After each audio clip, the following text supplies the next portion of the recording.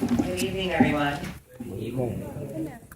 I want to start by saying how amazing, inspiring, and just plain awesome we are. I want us to take this time right now before I start speaking and saying what I want to say to just acknowledge each other's presence and take in the beauty and take in the diversity that is in this one room right now. We need to fight for the living. Our lives matter, and we can't continue losing lives because of hate and ignorance. I marvel at the idea of us working as a community to end violence together. And don't just fight for yours, fight for mine too. Because bigotry has no place in this world. And I am sure not going down without a fight. You can't lose if you never stop fighting.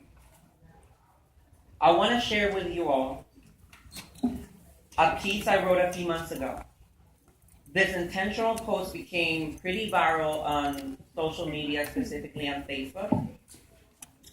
And Trans Riot included it in an article, so some of you may be familiar with it. Maybe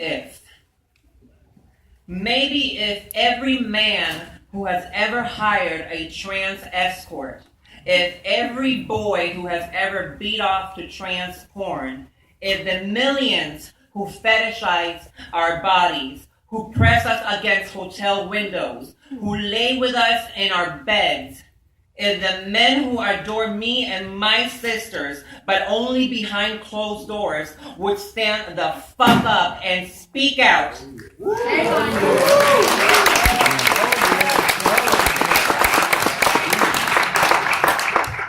Maybe, just maybe, 22 transgender people wouldn't have gotten murdered in 2015.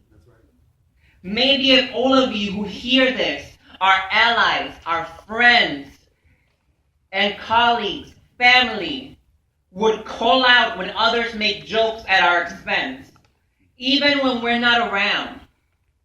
If you tell advertisers, producers, journalists, writers, and comics that it's not okay, that you're not okay with them making trans women nothing but a punchline or jokes of or tragic tossaways, that you know us, that we're not disposable.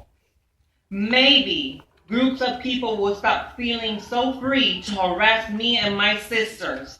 Maybe crowds won't laugh when a man spits at me, or just while a man chases me down the street and calls me she-male. Maybe if you all stood up and said enough, maybe a young woman just being herself wouldn't be beat to death in the streets of supposedly the best place on earth to just be yourself.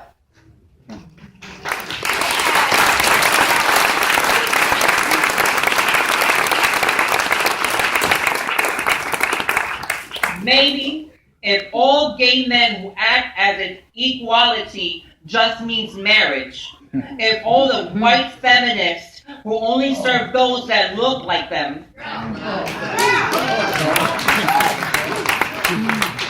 maybe if all of you saw what was happening here and how your actions allow it, how every moment of silence, of waiting for people of color to start the conversation about race, maybe these women could have enjoyed a few more years of being beautiful among us.